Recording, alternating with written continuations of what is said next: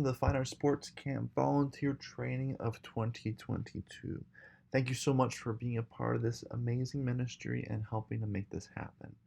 So why we're doing this is just to make sure you guys feel equipped and ready to be getting involved in our Fine Arts Sports Camp week, which is coming in a little less than about a week or so. So thank you guys so much for being a part of this, and let's get started. So why do we run Fine Arts Sports Camp? So our reason for running Fine Arts Sports Camp is primarily to be reaching and sharing Christ to the kids and families of the 422 corridor. This is a major outreach opportunity for our church and the community. Each year we get about 200, 300 families being connected with the church who normally are not connected in any way whatsoever. I know for a fact about 60 to 70 kids who are coming to camp this year have basically zero church background whatsoever. And there's probably plenty more who have a very limited church background as well. So this is an opportunity that we have to make not just impacts to kids in our church or even surrounding churches, but this is an impact in our entire community for Christ. So thank you guys so much for being willing to be a part of this. So our theme of the week is all around this idea of epic moments. So over the course of the week, we're going to be going through the journey of Peter with Jesus. We're going to be seeing how Peter's journey with Jesus begins with discovery, and he faces adversity, and there's a period of time of defeat, but in the end, there is this big victorious thing as well. I'm going to make a little more details a little later on, but I just want to give you guys an overview there. So our verse of the week is revolving around Romans chapter 8, verse 28. And that says, "And we know that in all things God works for the good of those who love him, and who have been called according to his purpose." So this idea that God is at work and alive right now and acting in each one of our lives, and he's got a plan for us, and he's working towards that plan as well. And I think that's something important for the kids to know, but also really important for us to know as well. So over the course of the week, we're going to be working on this verse in small groups, in large group, and opening and closing. We're going to be honing in on this verse over and over and over again, so you guys know this forwards and backwards. And so we want to make sure you guys know this going into the week, and you work with the kids throughout the week as well, helping to learn this verse here. So now into the details of the week. On Monday, we're going to be learning about Jesus calling Peter, and this is the theme of the day is discovery. And we really wanted the kids to get to know and understand that they are wanted and they're valued by God. Society is doing a great job at helping everyone recognize that, or at least think they are unwanted and unvalued. That is so not true at all. God wants us and he values us and he sees potential in each and every one of us. And that's really what I want the kids to get to know today and that during the Monday is that God sees potential in us and that we need to see potential in ourselves and others around us that God sees. So we want the verse for the day, which we're going to be going around that little first part of the verse, which is, "And we know that in all things God works." So that's a quick overview of Monday. On the Tuesday, we're going to be learning about Peter in the storm, and the idea is all around this concept of adversity. So Peter in the storm, if you don't guys know the story, Peter saw Jesus walking on water, and Peter asked Jesus to go on the water with him. And when he goes out in the water, everything's going good, going fine. He's living up to that potential that Jesus saw in him. But then he starts getting distracted, and he starts seeing all the issues around him. And at that point, he begins to get into trouble, and he needs Jesus to save him. So we're really going to be honing in on this idea that we are in trouble, and we need God to save us. So this is the introduction for the day, is introducing sin, and how that sin, like Peter was sinking in water, we are unable to live up to that potential that God sees in us. But thankfully, if we're going back to the verse, that we know in all things God works for the good of those who love him. So there's hope for us despite being stuck in sin right now. So that's day 2. On day 3, we're going to be learning about Peter rejecting Jesus, and the idea of this day is all around defeat. So it doesn't end with defeat, though. We know that despite Peter rejecting Jesus, Peter went on to do great and amazing things, but this was a very, very low point, probably the lowest point in Peter's life. But despite that, we know that God can overcome anything. And if Jesus can forgive and overcome Peter's failure, Jesus can overcome and forgive our failures as well. So we're basically doing the entirety of the verse for that day as well. And the last day where we're actually doing teaching stuff is Thursday, when we're going to be seeing that potential lived out in Peter's life. So the concept and theme for that day is victory. And the idea is that we need to start following and living for God. God saw this potential in us, and despite everything that we've done to not live up to our potential, just did everything to overcome all those limitations that we keep creating for ourselves, including sin, doubt, worry. And it really is the opportunity for us to live up to it now. So we are supposed to start following and living for God. And the key question for the day is, what are you going to be doing for God? And this idea of what are your next steps. Because we're going to be honing on the gospel message. We want kids to understand that Jesus saved them. And this is a day for what are you going to do about it? Jesus has saved you. Are you going to take it or are you not? And we really want to be helping these kids understand the gospel message and helping them understand, for the kids who are really well churched, what are you going to be doing with this? If you can't just sit on this amazing news of Jesus, what are you going to do? For the kids who are on the fence about Jesus, we're trying to push them towards helping them make a decision, knowing that Jesus did all these amazing things for them. And so there's a next step. So it's all about helping kids take the next step within their faith journey on this day. So that's over the course of the week. That's all the teachings we're going to be doing. And then Friday night, we have something special planned. So Friday is our Family Friday event. So during Friday, all the kids who are going to be attending are going to be attending with their families. And they'll start arriving sometime between 5:30 and 6 o'clock. And then we'll be doing basically a big overall review of the week. So we'll have our song for the week that the kids will sing together. We'll have a slideshow with a bunch of pictures and showing all the cool things that the kids have done over the course of the week. And we'll also be reviewing some of these lesson things over the course of the week with the kids as well, just to help them all know and help the parents understand what the kids have been learning and what we've been doing with them over the course of the week. There's also something fun that's going on is I have a theatrical juggler named Chris Ivy coming in, and he'll be doing some pretty cool juggling things, as well as we'll have the opportunity to hear the gospel message from him again, which will be wonderful to be sharing that with not just the kids again, but the families as well. And then we'll be finishing off the night with some hot dogs and chips and drinks and other stuff like that. And kids will have an opportunity to show off their art projects. We'll have videos in the hallways for the drama production and the singing group, and the basketball hoops will be outside for the kids to show their parents, and the soccer nets will be outside as well.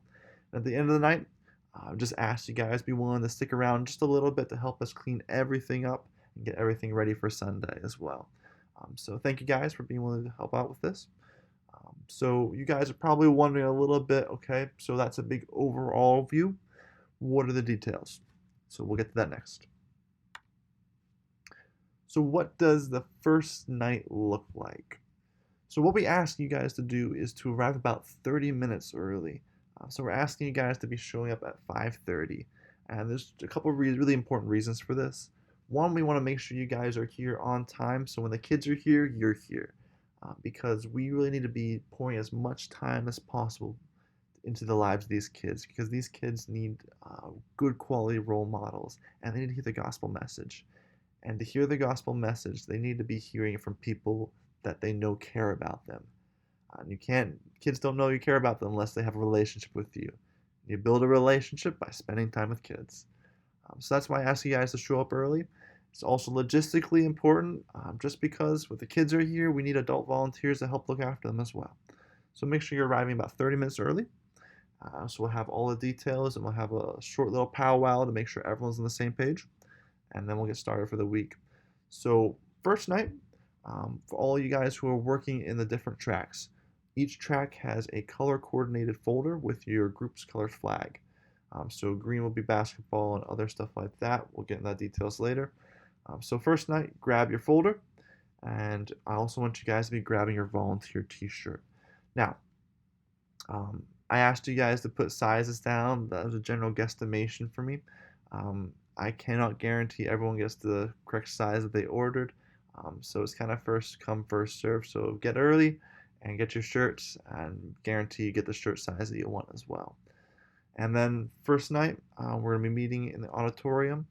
So when the kids are arriving and entering, I want you guys to be interacting with the kids that are by your tracks flag. So that's a breakdown for the first night. Here are some more details coming along. So locations for groups.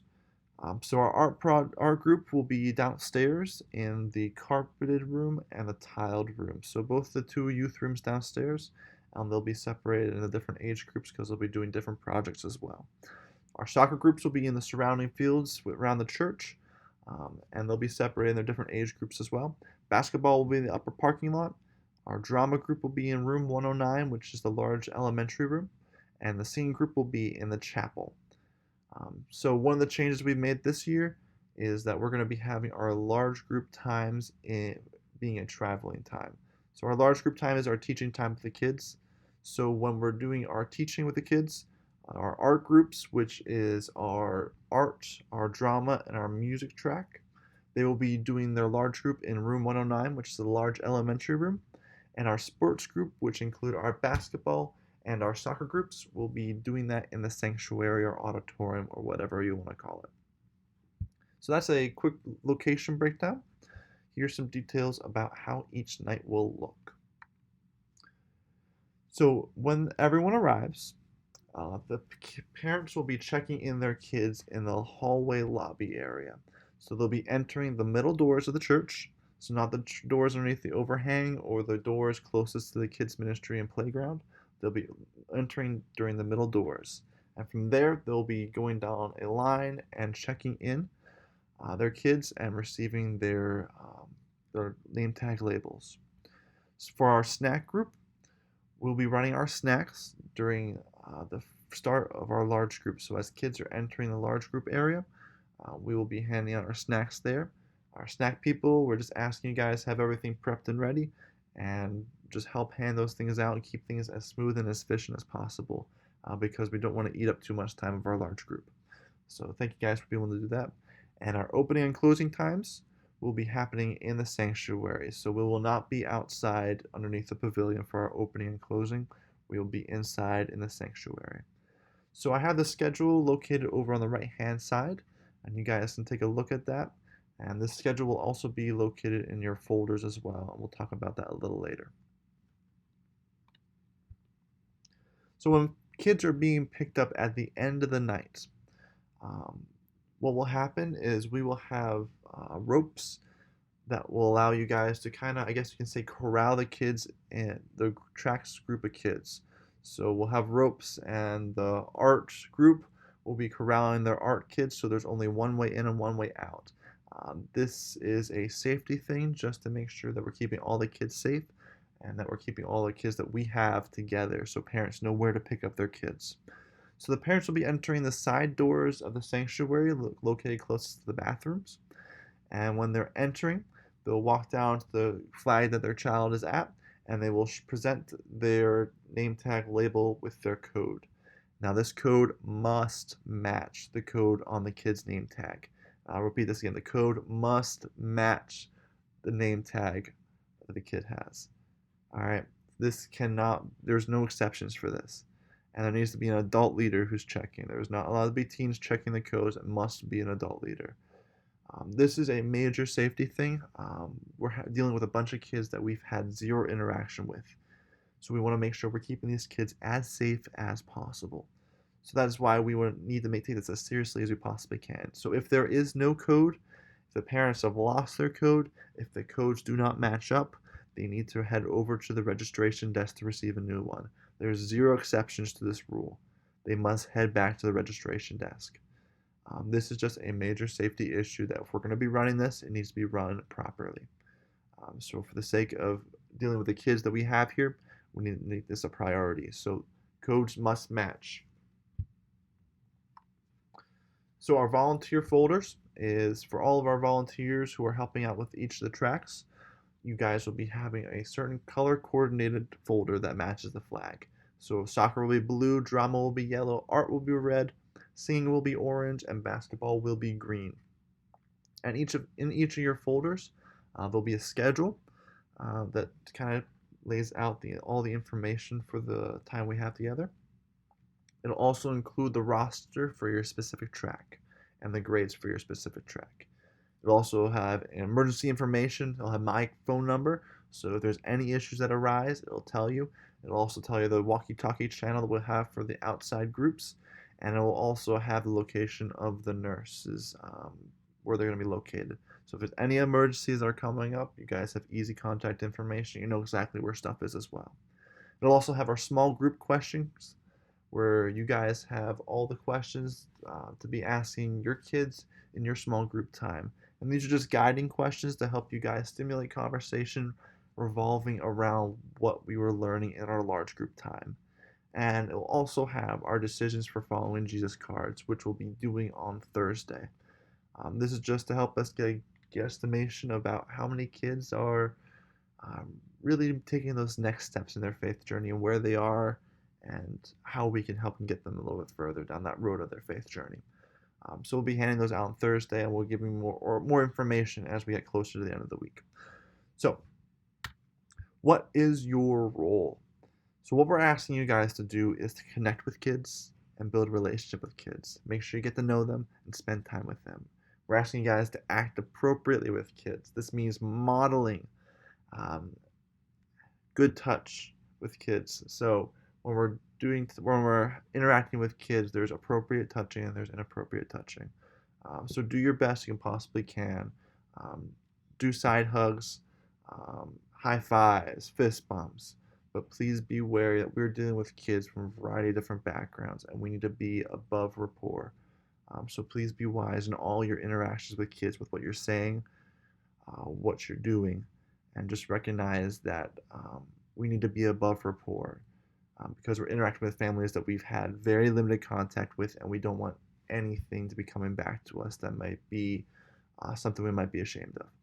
So make sure we're acting appropriate with our thoughts, our words, and our actions. And most importantly, I want to be sharing Jesus with kids. So how we're doing this is encouraging kids, getting to know them.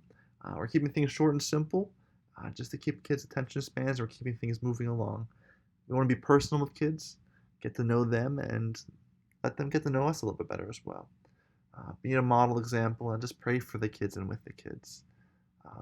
This is one of the most important things we can be doing right here, right now, is to be praying for all the kids that we have coming for this week.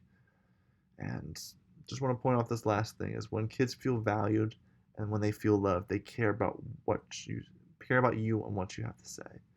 So if you really want to make a life impact on these kids, make sure they feel loved and make sure they feel valued. And at that point, sharing the gospel with them opens so many doors. So, quick recap. Why we run Fine Art Sports Camp is to share Christ with all the kids and families within our community. Our dates for Fine Art Sports Camp is July 25th to 29th, and it'll be running from 6 o'clock to 8:20. And we're just asking you guys to be arriving by 5:30. So on your first night, when you get here, I want you guys to be grabbing your volunteer t-shirt. If you're working with the kids, grabbing your volunteer specific group folder. And we want you guys to be getting to know the kids. And last but not least, model Christ for the kids in all your thoughts, words, and actions. So guys, thank you for your generosity and your time and your obedience in investing in the next generation. We would not be able to run this event without you guys, so I cannot tell you how thankful I am for you. And just keep praying for the kids that are coming, praying for all the volunteers, and just know we got God on our side. So thank you guys for helping out with Fine Art Sports Camp, and I'm looking forward to being alongside you guys. Thank you.